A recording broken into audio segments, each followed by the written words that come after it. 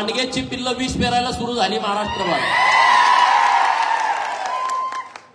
की गोपीचंद एका बाजूला म्हणतोय धनगर आरक्षणाची न्यायालयीन लढाई सुरू आहे होता तेव्हा प्रस्थापितांची झोप उडते की नाही? तुम्ही संघटित झाला का प्रस्थापित घाबरतो, लटा कापायला लागतो, कारण त्याला माहित आहे संख्या मोठी आहे। हे 5 दिवसाचा मी जागर यात्रेच्या निमित्तानं 20 सभा करतोय राज्यभर। 22 तारखेला आपला दसरा मेळावा आहे आरेवाडीला। झगडतोय, लढतोय, संघर्ष करतोय। जो प्रश्न सुटला नाही त्यामुळं मागच्या 4 पिढ्यांची आपली माती झाली। पुढच्या पिढ्यांचा उद्धार करायचा असेल, पुढच्या पिढ्यांचं कल्याण करायचं असेल, राजकारणातला आपला हिस्सा मिळवायचा असेल, नोकरीतला आपला टक्का आपल्या लोकसंख्येप्रमाणे आपल्याला घ्यायचा असेल, किंवा शिक्षणाच्या बाबतीमध्ये अजून आपल्या झोपड्यापर्यंत शिक्षणाची गंगा गेली नाही, ती गंगा या महाराष्ट्रातल्या धनगर समाजाच्या सामान्य कुटुंबापर्यंत पोहोचवायची असेल तर त्याला एकमेव पर्याय आहे। काय आहे? काय आहे? काय आहे? एसटी आरक्षणाची अंमलबजावणी हा एकमेव पर्याय आहे, रामबाण उपाय। सगळ्या आजारावरती एकच रामबाण औषध काय? एसटीची अंमलबजावणी। आणि म्हणून मी आजपासून जागर यात्रेचं आयोजन केलंय आणि त्या यात्रेची 3री सभा आपल्या घनसावंगीमध्ये होते आणि तुमचा इतका उत्स्फूर्त प्रतिसाद महाराष्ट्र बघतोय। तुम्हाला काय चाललंय नेमकं जागर यात्रेत?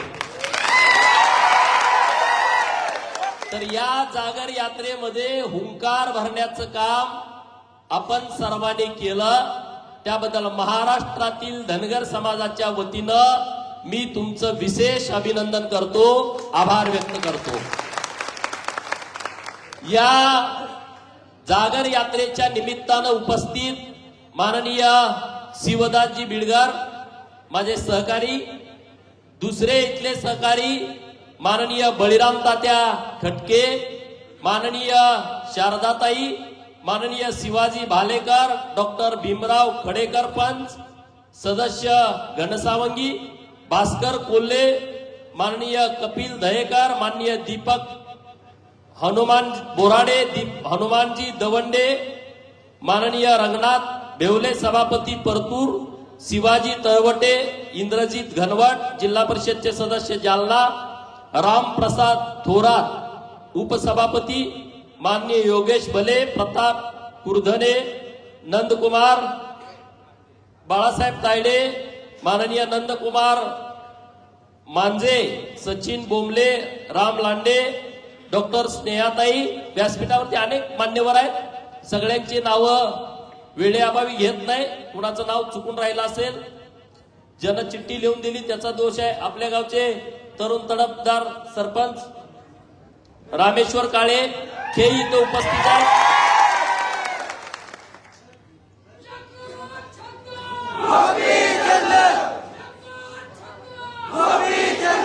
रामेश्वर काळे टाकळी सरपंच चुकून नाव राहिलं तर व्यासपीठावरती उपस्थित सर्व मान्यवर आणि तुम्ही सर्वजण धनगर आरक्षणाची अंमलबजावणी झाली पाहिजे यासाठी नेहमी संघर्ष करणारे माझ्या समाजाचे सर्व वडीलधारी मंडळी, युवक मित्र, सर्वांना माझा मानाचा जय मल्हार।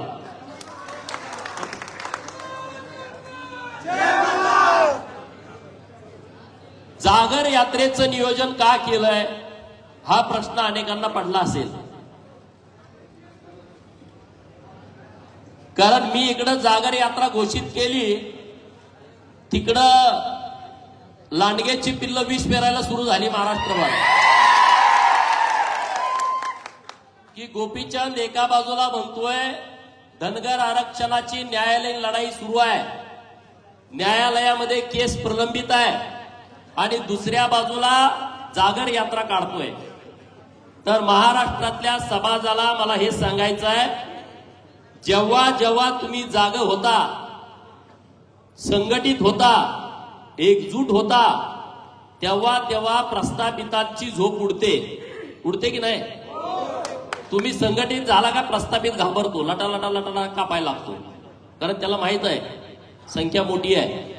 जर जागे झाले तर राजकारणामध्ये अवघड होईल।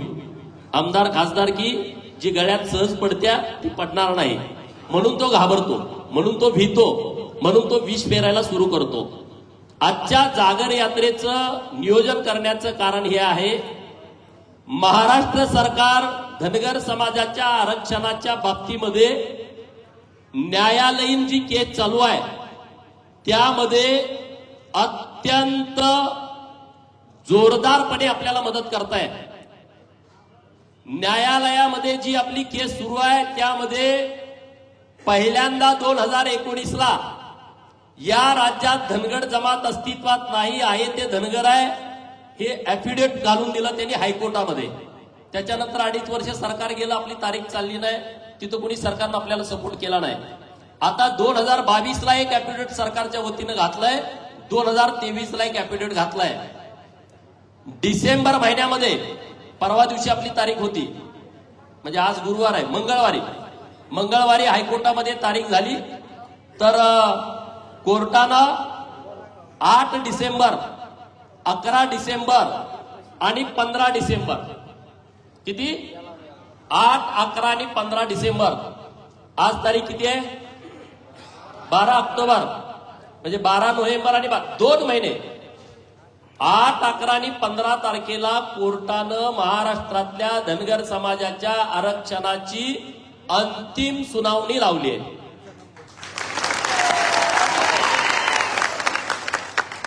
म्हणजे 8, 11 आणि 15 तारखेला धनगर केस शिवाय दुसरी कुठली केस कोर्टात चालणार नाही।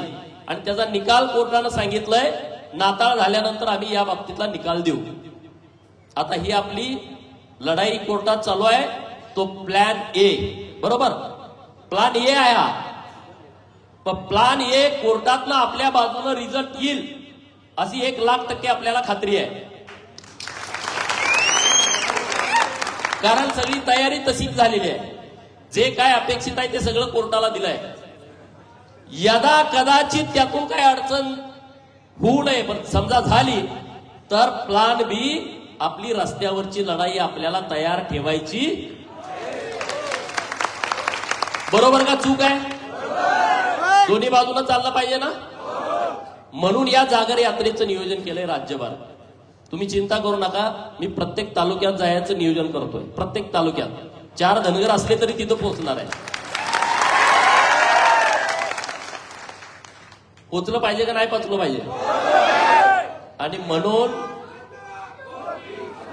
हे सरकार आपल्याला आरक्षण देण्याच्यासाठी सकारात्मक आहे।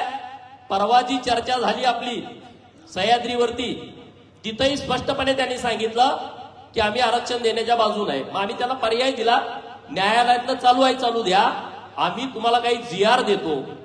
बिहार, तेलंगणा आणि मध्य प्रदेश, तिथल्या सरकारने तिथल्या SC STच्या बाबतीमध्ये राज्य सरकारनं त्यांच्या अधिकारात हस्तक्षेप केलेत। आपल्या सरकारचं म्हणणं होतं की यात आम्हाला हस्तक्षेप करता येत नाही, म्हणून आम्ही त्यांना काही पुरावे दिले की या बाबतीमध्ये त्यांनी GR काढून तिथल्या जमातींना आरक्षण लागू केलंय, तशा पद्धतीनं तुम्ही आमचा GR काढा आणि आमच्या इथं महाराष्ट्रामध्ये सगळ्या कलेक्टरना सांगून टाका आणि आरक्षण द्या, असं 2 पर्याय सरकारकडे ठेवले। परवाच्या संध्याकाळी मी माननीय मुख्यमंत्री आणि उपमुख्यमंत्री महोदयांना भेटलोय। येत्या 2-3 दिवसामध्ये आपली कमिटी निश्चित होईल, अधिकाऱ्यांची कमिटी सरकार सांगेल। मला काही नावं सुचवाय सांगितले तर त्यांना मी आज संध्याकाळी, ज्यांना रिझर्वेशन मधलं कळतंय अशी काही तज्ञ लोक आहेत, 22 नावं माझ्याकडे आले, त्यातली काही नावं मी सरकारला सुचवणार आहे की जे बिहारला, मध्य प्रदेशला आणि तेलंगणाला जातील आणि तिथली व्यवस्थितपणे माहिती घेऊन येतील। असं सगळं प्रयत्न आपलं सरकार दरबारी चालू आहे। तर आता मी तुमच्यात का फिरतोय, तर मला तुम्हाला विनंती करायची आहे की तुम्ही सगळे संघटित होणं गरजेचं आहे. गट तट पक्ष पार्ट्या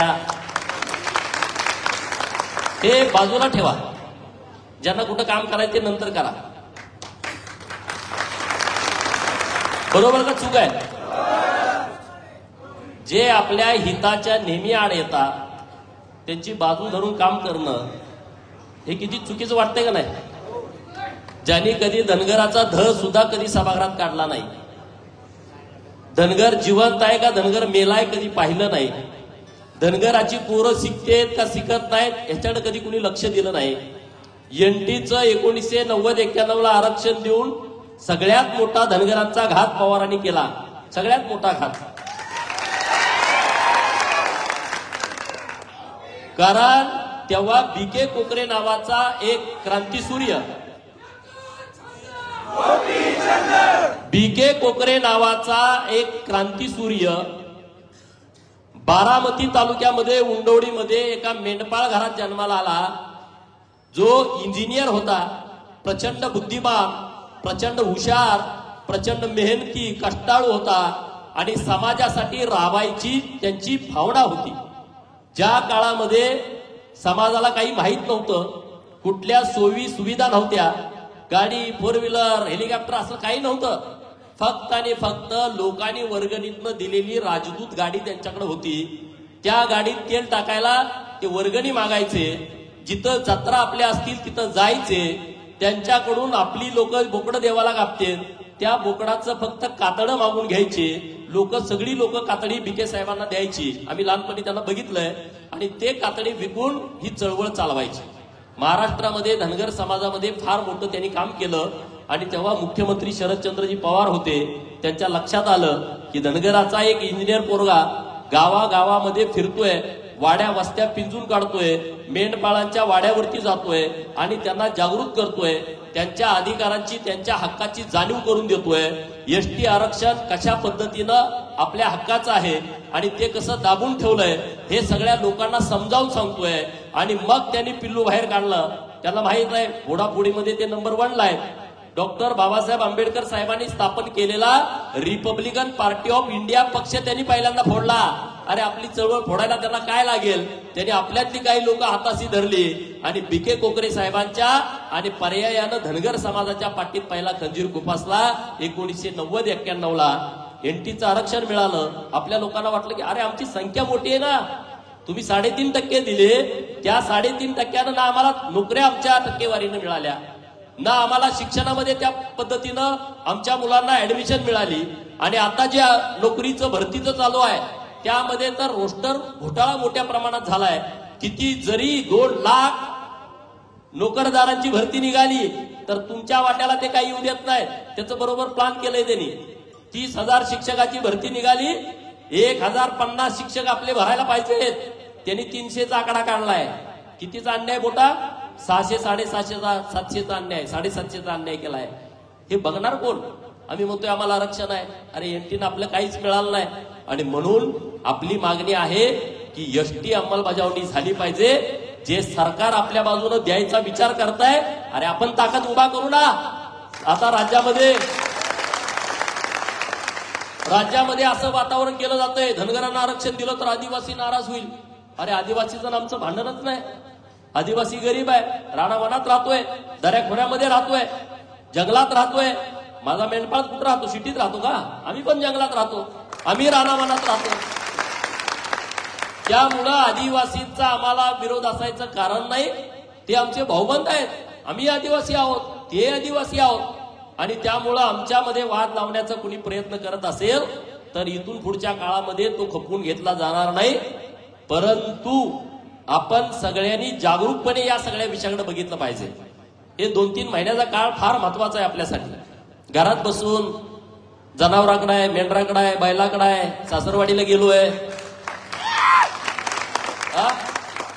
मेवणी घरी आल्या, बोकड कापलंय, हे यात अडकू नका. थोडे दिवस जरा वेळ द्या.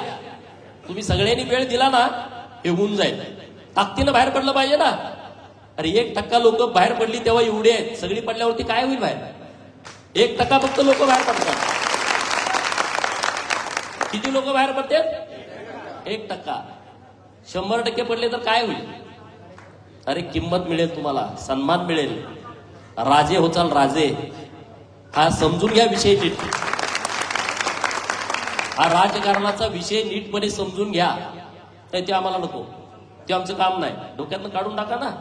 पुण्यश्लोक अहिल्यादेवींचा फोटो आपण पुजतो, ज्या माऊलींनी सुभेदार मल्हारराव होळकर यांच्या पश्चात त्यांचे पती शूरवीर खंडेराव होळकर यांच्या पश्चात काय राज्यकारभार सांभाळला. जगभर अभ्यास करते त्यांच्यावरती, नाव काढते. एक महिला म्हणून ताकदीनं लढल्या, आदर्श घालून दिला. अरे किती राजे झालेत या देशामध्ये, कितीतरी राजे होऊन गेलेत. काही मोजक्या लोकांचं नाव काय? छत्रपती शिवाजी महाराज, पुण्यश्लोक अहिल्यादेवी, महाराजा यशवंतराव होळकर, सुभेदार मल्हारराव होळकर, एवढीच नावं काय येतात पुढं? सगळ्यांची नावं काय आली नाहीत? याचा विचार तुम्ही सगळ्यांनी केला पाहिजे मित्रांनो. आणि म्हणून तुम्हाला सगळ्यांना सांगतोय, आता ही लढाईची वेळ आली आहे. घरात बसायची वेळ नाही आहे, ही लढाईची वेळ आहे. ताकदीनं लढायची वेळ आहे. आज तुम्ही लढला ना, पुढच्या पिढींचं कल्याण होईल, पुढच्या पिढींचं कल्याण होईल.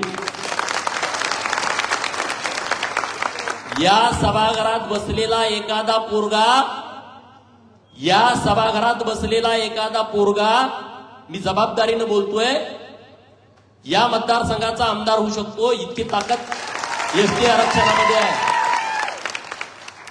इतकी ताकद आहे या रिझर्वेशन मध्ये.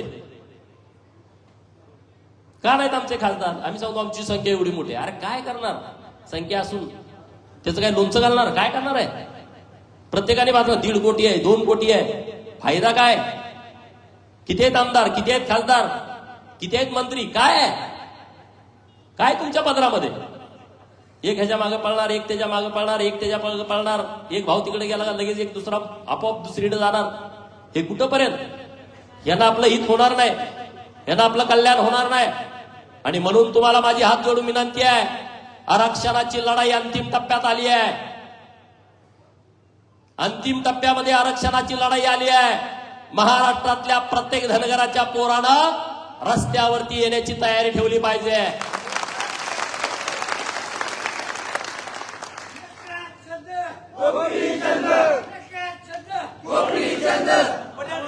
हे 5 दिवसाचा मी जागर यात्रेच्या निमित्तानं 20 सभा करतोय राज्यभर.